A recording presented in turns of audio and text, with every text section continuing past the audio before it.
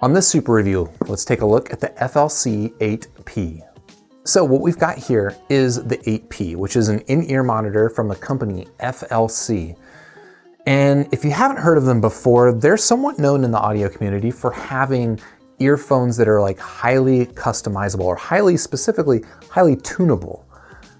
This is essentially a budget version of their previous model, which is the FLC8N.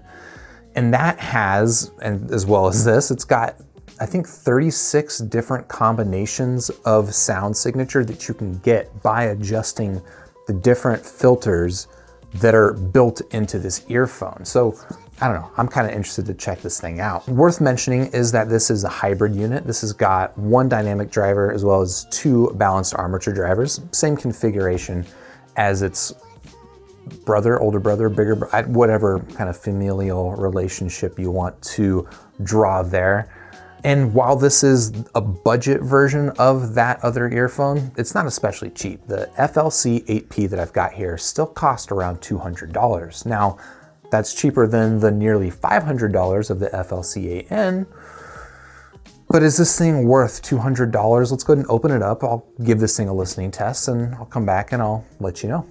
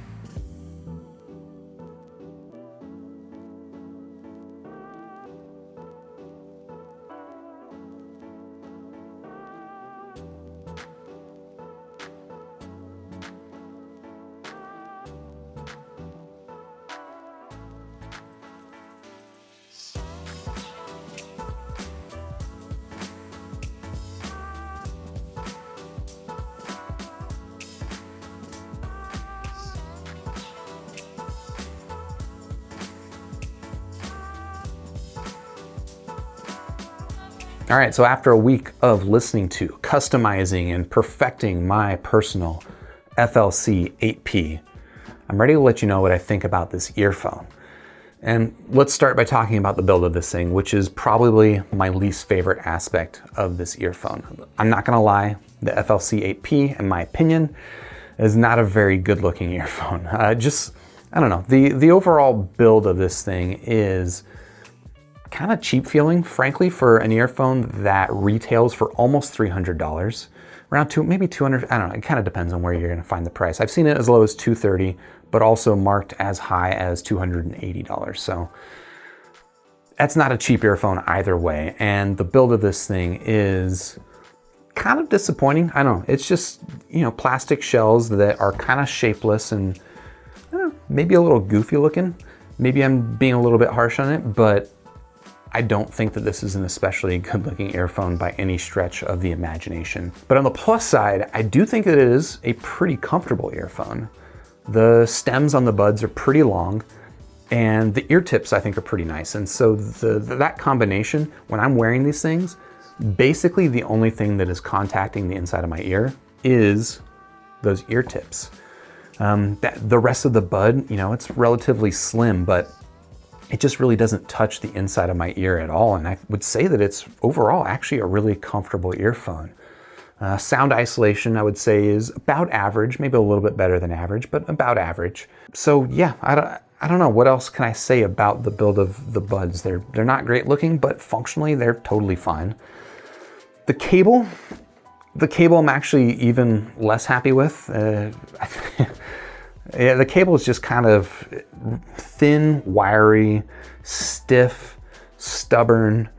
It doesn't like to be wound up. It doesn't like to stay in place. It holds its shape a little bit, like even just here dangling it, it's got a little bit of wind here, probably off the camera, but not my favorite cable. It's interesting, I have seen some other pretty expensive IEMs that come with a cable very similar to this, including, you know, something like Fit Ears, which, I don't know, what are those, like $1,000 IEMs? They come with a cable that's similar. So these things come with the same cable you would get on a really expensive IEM, but that doesn't mean that I'm especially happy with it. They're just a lot nicer cables, and well, it is a 2-pin connector, so you could swap it out with something else if you want. And frankly, I might. And the one other complaint about the build of this earphone is that you can elicit some driver flex from the FLC8P. I guess it depends on how far you push these things into your ear, but with enough pressure, you can start to hear the driver, the dynamic driver inside the earphone flex, which is kind of a bummer for a headphone this expensive, but it's not the biggest deal. Let's see, talking about some of the accessories that it comes with. So obviously it's got that very extensive filter system, and it's nice that it comes in that little very compact carrying case. I appreciate that a lot. There have been some other earphones I've gotten that come with filters. They're just very loosely packaged, and it's like, I don't know what to do with these things afterward. It's nice that these things come with a little carrying case that holds everything in a very compact, convenient package. It also came with a pair of tweezers, which I didn't expect, and they're not the best tweezers, but I think it's pretty nice that it comes with them, and I do hope that is the last time I give a review to a pair of tweezers. Yeah, just overall the build package, the physical aspect of this, frankly, not that impressive. But also, I don't know, it's functional.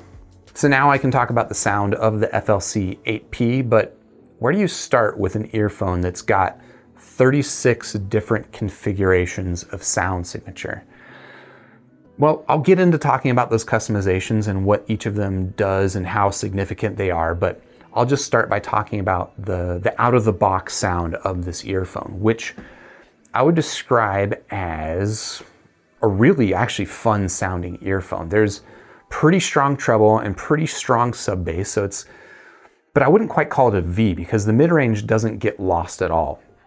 It is a really exceptionally clear sounding earphone. As a reminder, I believe this is a 2BA earphone with 1 dynamic driver, and the effect is a really nice sounding earphone.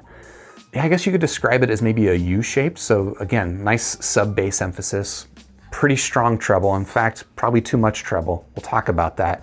But the mid-range doesn't at all feel lost in the mix. The mid-range is just nice, super clean, not warm at all. This is not a warm sounding earphone. If anything, I would describe this as kind of a lean, bright sounding earphone that has a surprisingly large sound stage, really nice separation and everything. Like, I didn't expect that from this earphone. Frankly, I didn't know really what to expect from it, but I didn't expect something that sounds this crispy and analytical.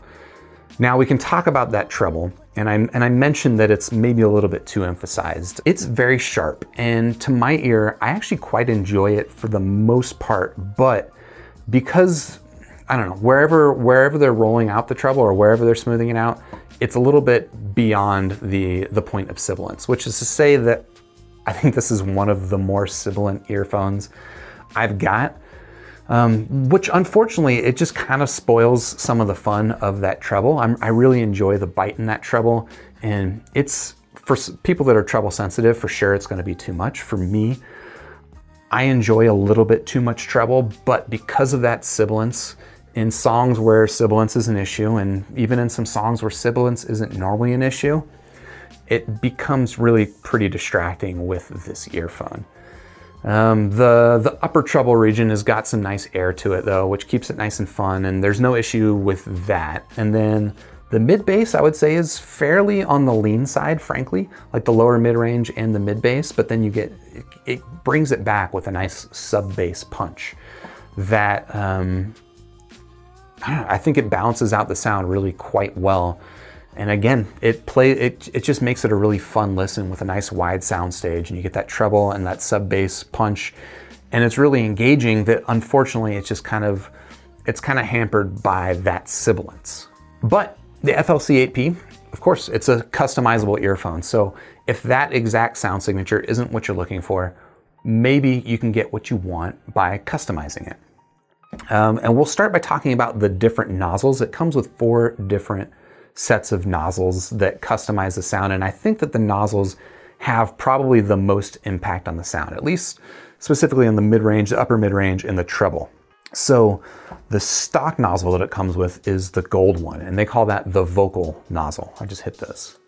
It comes with the gold nozzle. And there's also the super vocal nozzle, which I found had the effect of dropping the treble actually quite a bit and really putting a lot of emphasis on the mid-range. I think it also came at the expense of the upper mid-range, which for me was a little bit counterintuitive because that's where I kind of associate a lot of vocals emphasis. So that super vocals filter, I found, again, mid-range emphasis, and it did solve actually quite a bit of that sibilance issue, but for me it took out a little bit too much treble. There is also a treble boosting filter. What is that, the silver one? And it does what it says. It gives you more treble if that's what you want. I don't think that it made the sibilance any worse, but it definitely didn't improve it.